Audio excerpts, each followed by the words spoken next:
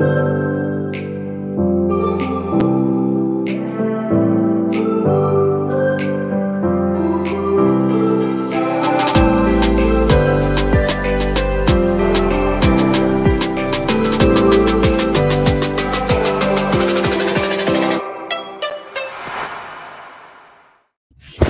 there. This is Sarah Johnston, and I am the founder of The Briefcase Coach. Today, we're going to be talking about how to use platforms like LinkedIn to position yourself as a thought leader on your content or subject matter expertise. But before we get started, I want to tell you a story, because if you followed me for any time on LinkedIn, you know I love a good story. So yesterday, I was going through a walk in the neighborhood, and one of my neighbors, who I've known for a couple years now, she spots me and she gets these big eyes and she's like, "Sarah, hey!" And I go over and we start chatting, and she goes, "You didn't tell me you had 1 million followers on LinkedIn." She said, "I ran into your account. I just stumbled upon your account. I had no idea you were an influencer."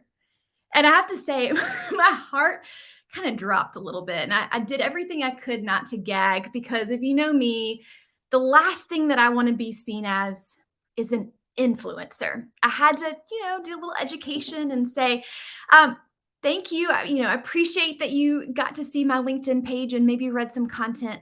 I've been writing content on LinkedIn for over 7 years now, and I've used it as a fuel to build and grow my small business.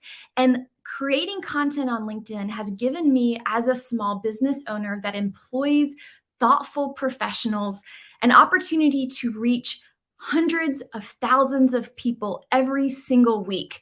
And so therefore, the word influencer kind of sticks me a little bit the wrong way. I view myself as an entrepreneur. And the thing that I want to point out is that for me, over the past 7 years of creating content, it hasn't been about followers. Sure, I have a lot of followers on LinkedIn, but for me, it's been more about learning. It's been about connecting with my target audience, and it's been about growing a community. And that's what I want to talk to you about today. Not about being an influencer, but about connecting with thoughtful people. So you're in for a treat. I've got one of my favorite people to follow on LinkedIn. His name is Anthony Jones, and he's a digital marketing strategist. And he works with small businesses, nonprofits, and leaders to help them hone in their brand voice and tell their story and connect to grow new clients and new business for their businesses. And he's been at this for a long time, just like I have. And we're going to have a dialogue where we're going to talk about how you can hone in your voice, create content that gains traction. We're going to talk about why social selling is way easier than actual selling. We're going to give you some LinkedIn hacks to help you kind of hack the algorithms and LinkedIn SEO, and how corporate leaders can use LinkedIn to build relationships and industry recognition. We are not going to talk about how to be an influencer today. But before I bring up Anthony, I'd love to say hello to some folks in the audience. So I'm going to ask Russ, I'd love if you were to bring up some folks. I'd love to encourage you to say where you're from and where you're tuning in from. Oh, there's Sweta. You're awesome. I'm so glad that you're here. Thanks for joining us. Maurice, you're based in Germany. Glad that you could be here today. Watching from Canada, tuning in from Canada. Great. If you're not already following Sweta, she is a career voice that you should definitely click follow on. She posts a lot about how to gain employment in Canada if you're an immigrant, and her message really is transformational. Hi, Craig. Great to have you here today. We're so happy to have you join us. One thing I'll say is I would encourage you to connect with people that are in the feed, connect with people that are here today. You never know who you're going to meet in the audience. That could be a potential employer, could be a potential business partner. I've personally started businesses with people that I met on LinkedIn. And the great thing about this platform, the beauty, is that you can build relationships despite locational barriers. So encourage you to connect in the comments. Well, without further ado, I'm super excited to bring up my friend, Anthony Jones. Hey, Sarah. Good afternoon. Hey, well, so glad to have you here. I know your story, but I know my audience doesn't. So I'd love for you to just share a little bit about how you got to be where you are now. Sure. And thanks so much for inviting me on today. Thrilled to be here.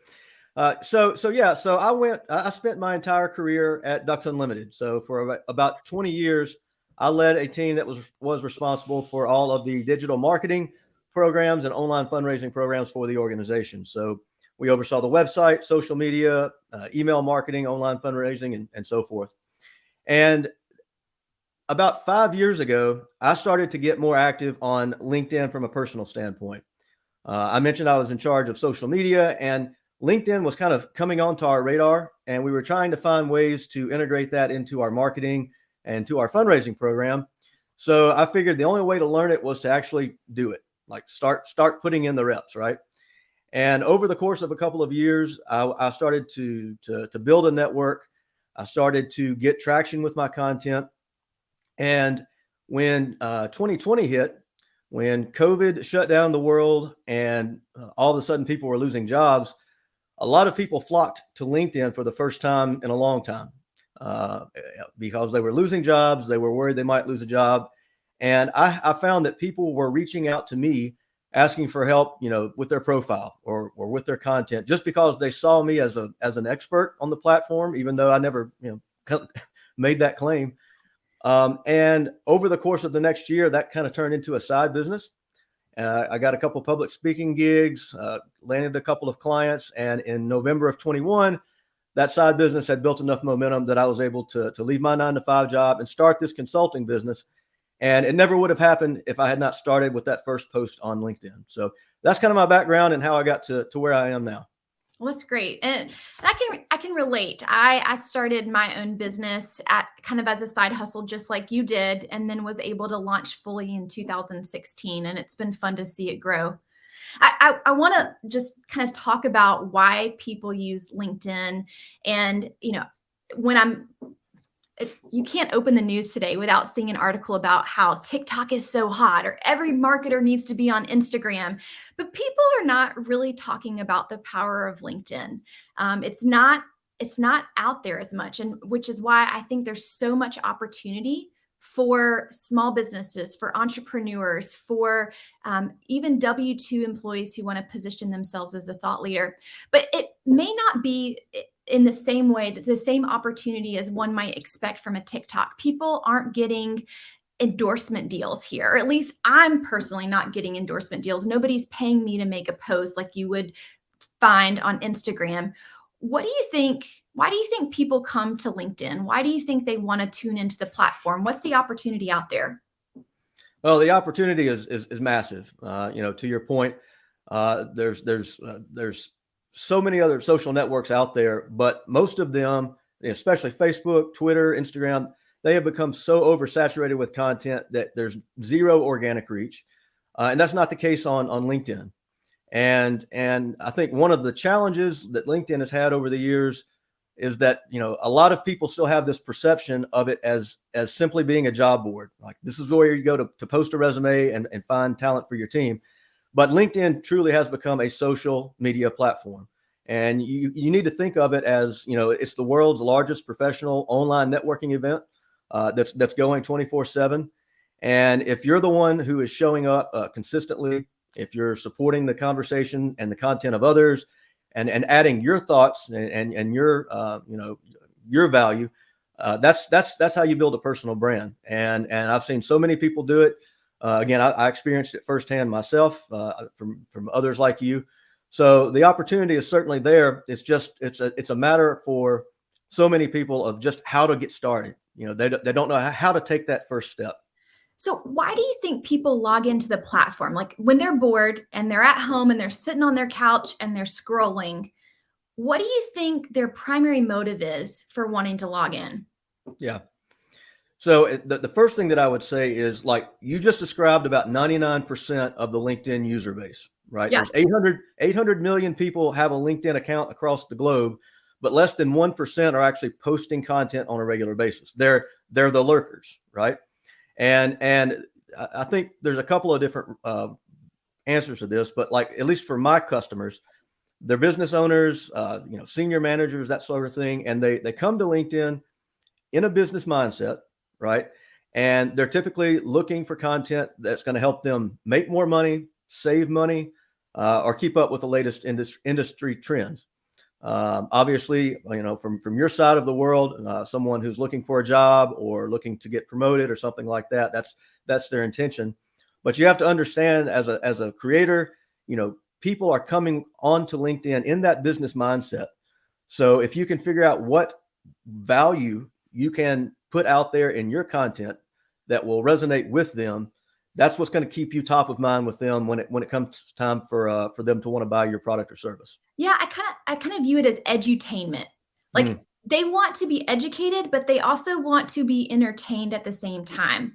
And you and I have different voices on this platform. I tend to be someone who tells stories, and I will give you a long form post, and I will, try to keep your attention throughout the long form post. What I like about you and why I wanted to have you on the show is your content is so the polar opposite of what I'm putting out there. And it's great because you connect really well with people in a very different way. Tell us a little bit about the way that you create content and what you've had found that is working with your target audience. Yeah. Well, one of the reasons we're polar opposites is I'm a terrible writer, so I can't write the long form posts that you do. But that's a good point. Like, the most important thing to do with your content is be authentic, be real, right? And so, like, writing long form content isn't my strength. I'm more into the shorter form content. I love videos. I'm a lot more comfortable on video than I am writing a long piece of content. And as far as how I create that content for the last few years, it's been completely sporadic, like with no plan. Again, as I was posting when I was working at Ducks Unlimited, it was to kind of build an audience, build a following. I didn't have any real goals for it. Now that I'm a business owner, I'm much more strategic in planning that content out. But I think for a lot of people, building that content strategy is the hardest part.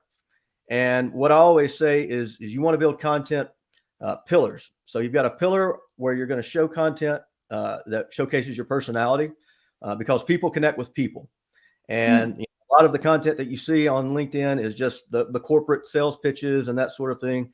But you want to put content out there that shows who you are as a real person, but then also content that shows who you are in your industry, in your industry. Showing that thought leadership, showing that value, and it's about finding the right balance between those two. I completely agree with you. And when I'm advising people who are new to LinkedIn, I often say, I want you to think about who your target audience is. Before you write that post, I want you to take a step back and say, who am I writing this to?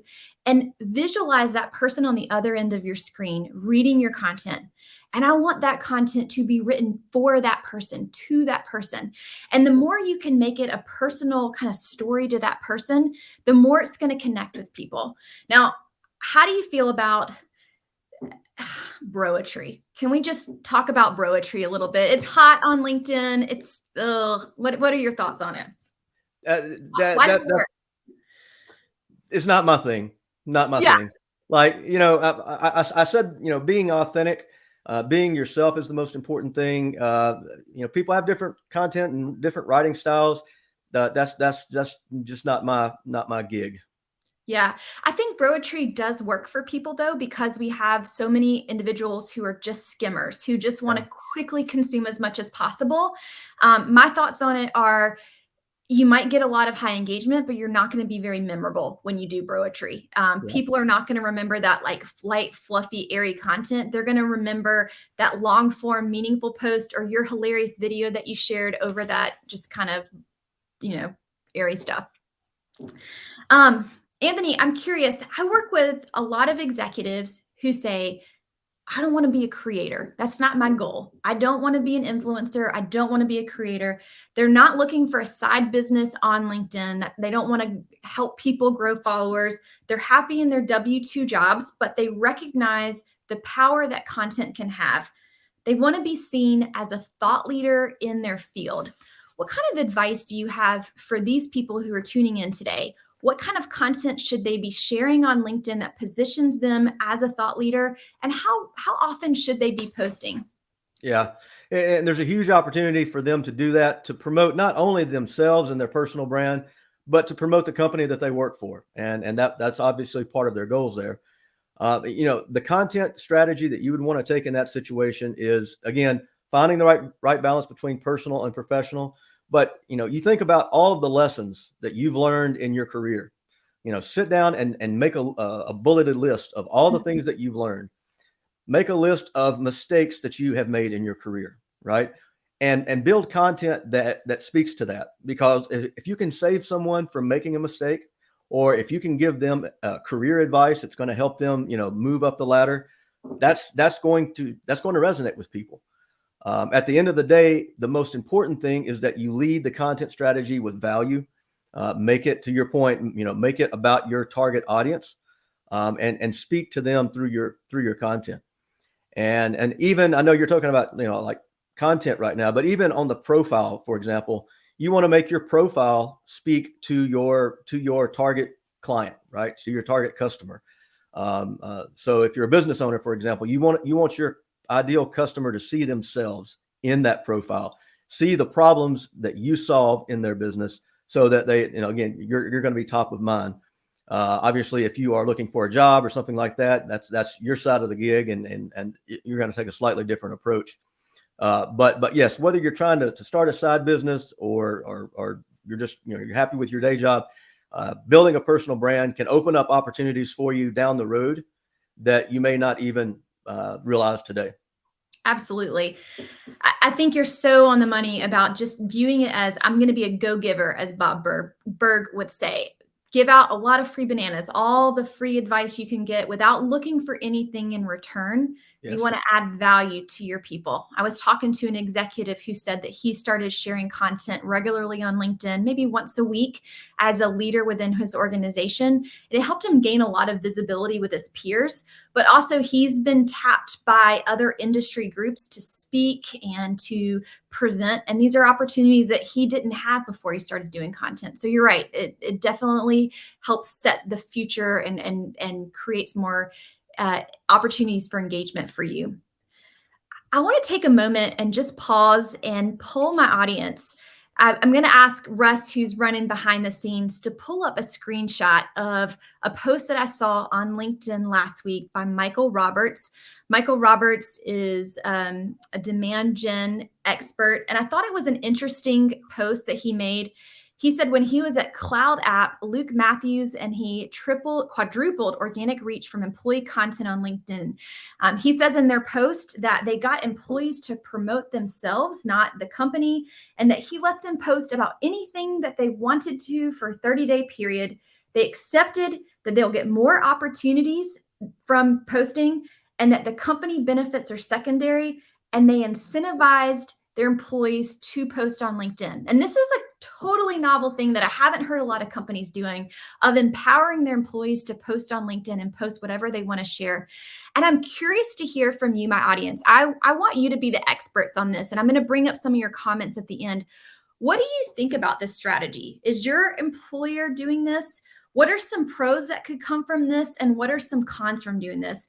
And how would you feel if your company empowered you to post content on LinkedIn? I'd love to hear from you. Great. Well, going back to Anthony, I'd love to hear, for people who are new to creating content on LinkedIn, one of their biggest concerns is kind of like the opposite of this strategy that Luke Matthews was running, is that they're afraid that their boss is going to assume that they're looking for a job because they're starting to post content on LinkedIn. They're afraid of what other people are going to think about them. And they're afraid of just the real implications of their boss viewing them as looking for a new role. So what are your thoughts on this, and how can creating content be a value add? Yeah, it's a very valid concern. And I think that is one of the major reasons that most people, aren't active in posting content. And so a couple of things there. One, if you're concerned, know the social media policy that you have in your organization. Most companies have a written social media policy. So get familiar with that. Unfortunately, in my experience, and I've looked at a lot of social media policies over the years, most policies are full of restrictions as opposed to being supportive of employees posting content. But I think that's old school thinking. Like companies today need to take the opposite approach. And I'm glad you brought up that question to the audience, because your employees are your best brand ambassadors. They are your number one marketing asset. So if you can find ways to empower them and give them tools, give them structure, and incentivize them to be active on the platform, it's got that dual benefit of helping them build their personal brand, but then also, promoting the brand, the culture, and the values of the organization. And I think if you are wanting to get started with content, know the policy, have a conversation with your manager. Most companies are starting to come around and realize that LinkedIn is not just that job board that it used to be, that it is a true professional social network. And there's a lot of benefits to being a part of that. So that's kind of my thoughts on that. I'll tell you, I was putting together a proposal for a company a couple of months ago, and they told me they had 15,000 people who followed their company page, which is great. But as I was working this proposal together, I went through and I added up the total number of connections of their 30 staff. And among those 30 staff, there was 150,000 connections in their network. Wow. They thought their reach on LinkedIn was 15,000, but it's actually 150,000 if you give those employees that incentive and get them active on posting content. Yeah, absolutely. I want to pull up some things that people are suggesting. Lon Lee says that it definitely helps with readability and engagement, but perhaps that, empowering your employees to post could result in posts that could be lower on substance. And so I think as a people manager, as a hiring manager, you would have to educate your team on quality. Again, Farah mentions the same thing. You're going to have to make sure that posts are open to being for the general public. And if someone is representing your brand, there could be some challenges there as well.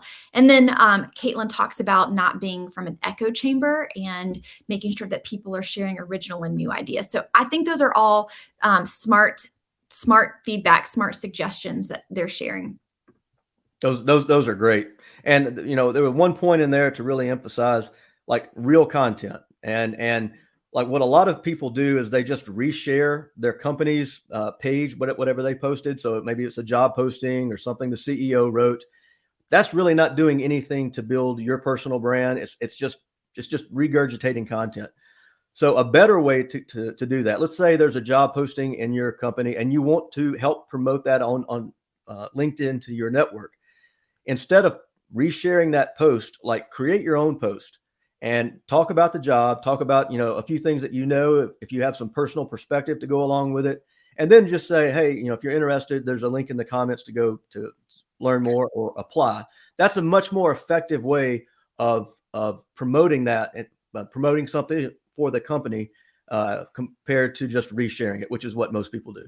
And the algorithm loves original content more than reshare. So your post will get significantly more reach in the feed if it's something new versus if you're resharing. So that's a great suggestion. Now let's talk about cringy content. I think for a lot of people, they're afraid to post because they don't want to be seen as just like beating their chest or over the top, or there's this whole Reddit group called LinkedIn Lunatics. They don't want to be seen on LinkedIn Lunatics. So what would you consider to be cringy content that people should avoid? Yeah. So to me, there's a lot of cringy content out there. The ones that are the strictly self-promotional, like, hey, I got a job or a promotion, like that's fine, but you need to be posting other stuff on, in addition to that. More cringy content would be, there's this whole movement of, being vulnerable and showing vulnerability. I can't say the word. The word vulnerable. And like, don't be vulnerable just for the sake of being vulnerable. Like if you've got a story and you can, make something out of that, that's great. But that's a little bit cringy to me. It's the content where people are being authentic, where you're seeing their personality. It's the content that's adding value and people who are supporting other content. Like that's the content that people care about.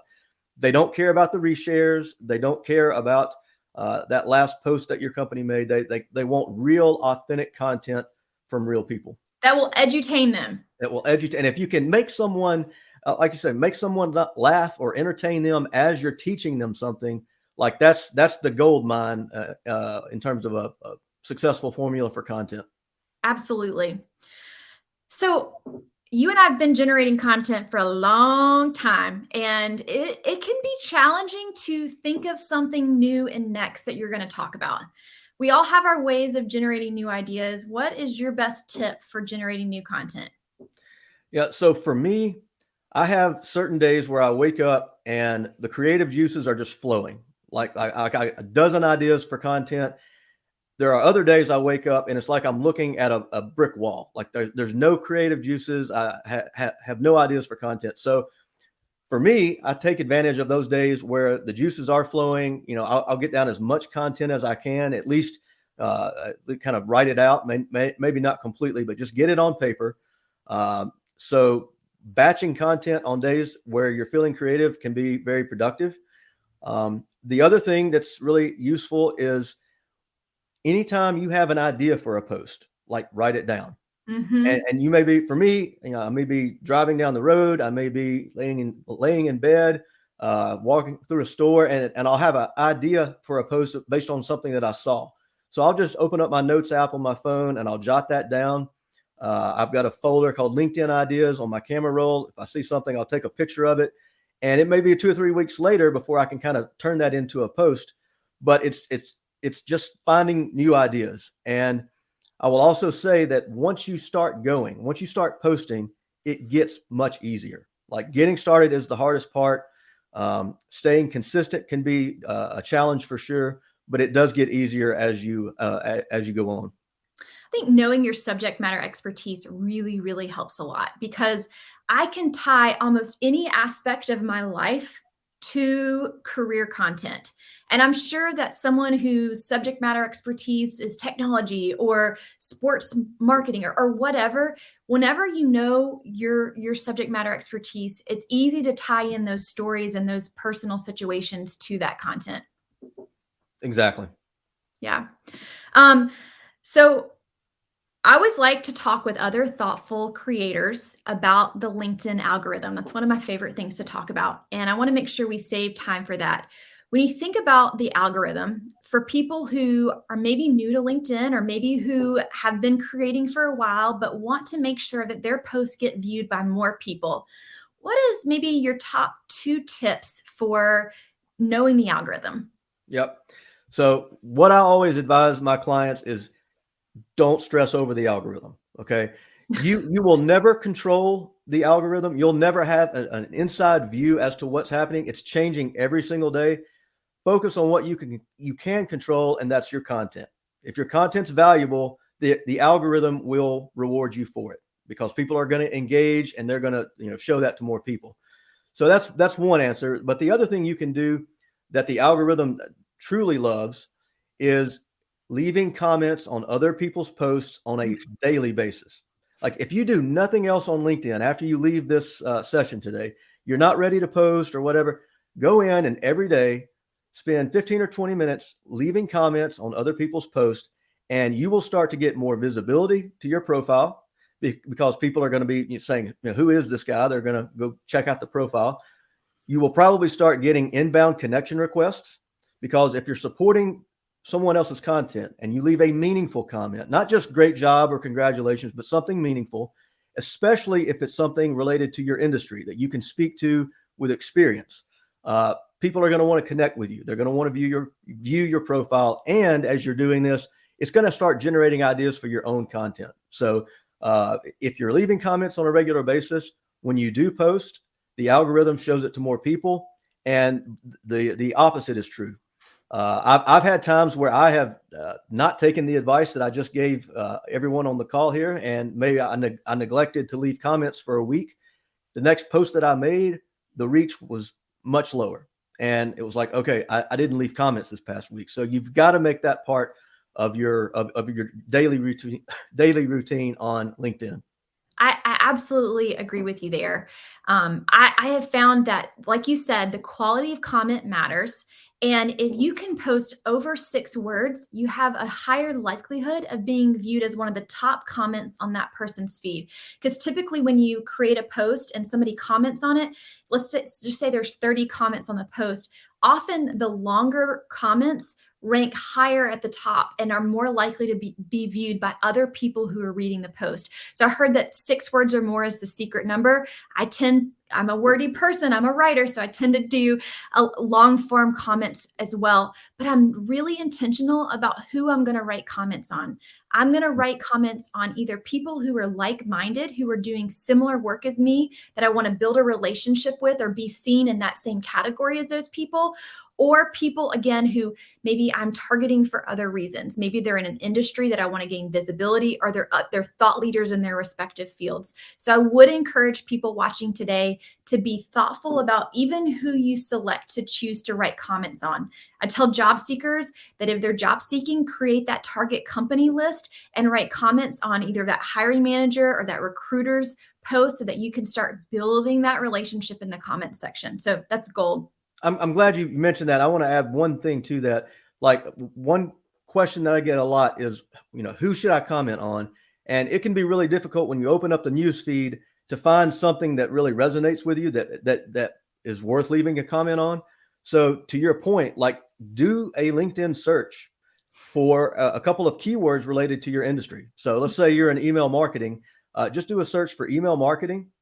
And when the results come back, you want to filter by posts, and then you can filter posts in the last 24 hours. Mm-hmm. So now you've got a curated list of content that was recently created, mm-hmm. that speaks to your industry, that you can speak to with some level of expertise. That's the type of content you want to start showing up in front of, and again, being strategic and intentional about finding that content's important. That's a really smart tip. One of the things that often isn't talked about when it comes to LinkedIn is keywords and the use of keywords on your profile and in your content strategy. When it comes to the algorithm and how LinkedIn searches profiles and presents in the search. So like, let's just say you got onto LinkedIn and you were searching for an executive resume writer. Keyword density makes a difference in the way that search results are populated. Can you speak a little bit to this? So I don't claim to be an expert on SEO as it relates to LinkedIn. To your point, the keyword density matters. You want to make sure that you are including those important keywords related to your title, to your industry, and your content. But at the end of the day, just focus on the quality of the material, of the profile. Make sure that it's thorough. Make sure that you're using all of the features, all of the tools that LinkedIn is giving you. For example, like on profiles, the creator mode, the featured section, making sure that you're using the about section to really fill out a good description of who you are, what you do, and what services you offer. Because all of those keywords are taken into account in searches on LinkedIn. So don't get too overwhelmed with packing in a certain number of keywords. Make it real, and be sure you're taking advantage of all of those features. Absolutely. It has to resonate with the human eye first. As you said, it has to be content that's going to connect with people. I do have a friendly competitor who has the keyword executive resume writer probably 35 to 40 times in her profile. And I'm sure she ranks really, really well from a LinkedIn search perspective, but I don't know how that converts with people and how that reads with that target audience. So it's something you have to balance as an individual. I know that we're a little bit over time, but I do want to take a couple of questions for Anthony or for me. So for folks who have questions that they want to have us answer, I'd love for you to go ahead and put them in the comments section right now. We'll take 2 questions. But before we wrap up, I want to ask Anthony, it sounds like you have in the past been maybe a fly-by-night writer. You think of an idea and then you put it on LinkedIn. And I have been doing this for a long time, and I am still a fly-by-night writer. I still get most of my ideas and then generate those ideas on LinkedIn. But I'm curious, have you done anything to be more strategic about the way that you post content and write content and batch it out over the last few years or last few months? Yeah. So yeah, for the last few years, it's been completely on the fly. Like now I'm actually starting to plan the content out like 1 month in advance. Okay. So using a Google Calendar or something like that, going in and saying, I'm going to post Monday, Wednesday, and Friday, for example, and each day, at least put the topic of that post. If I can write the post, if the creative juices are flowing that day, I'll go ahead and create it and plug it in to the calendar, and on that day, I'm just going to go in, copy, paste, and post it. I have not used any scheduling tools to date. The main reason is because in the past, the algorithm would actually kind of penalize your reach if you were using a planned software or something like that. I believe that's gone away now, and I think they're gonna be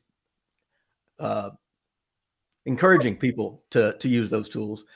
So that's part of my strategy moving forward and helping to plan that is build or take advantage of a scheduling service to help with the content. And LinkedIn, as you know, just released their own post scheduler. It just rolled out last month. I used it on my business page, and I have to say that the reach for my business page posts are lower than they typically are.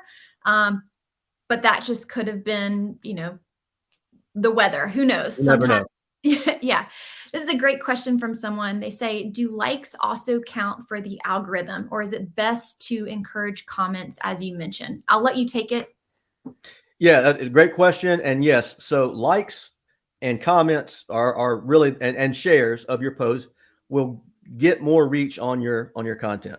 Of those, comments are the most important because if you can get a conversation going and there's dialogue going back and forth, like the algorithm sees that as a signal that this is quality content, so it's going to dial the reach up as a result.